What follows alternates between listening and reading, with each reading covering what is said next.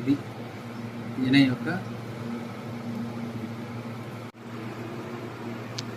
చూడండి. ఇప్పుడు మనము ఒరిజినల్ తేనెను కనుగొనాలంటే ఒక స్పూను స్వచ్ఛమైన తేనెను ఒక గ్లాసు వాటర్ తీసుకొని అందులో మనము వేస్తే చూడండి, పొయ్యి అడుగు భాగంలో ముద్దలాగా కూర్చున్నది, నీళ్ళలో కలవలేదు. అదే స్వచ్ఛమైన తేనె కాకుండా కల్తీ తేనె అయితే ఇది నీటిలో ఇమ్మీడియట్లీ కలిసిపోతుంది. ఇది ఒక ప్రాసెస్.